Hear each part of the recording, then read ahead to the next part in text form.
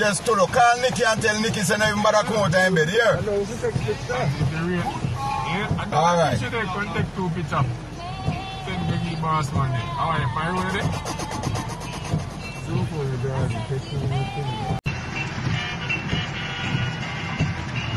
I check. I didn't sit down, Papa. This I dropped on the room. Yo, what boy?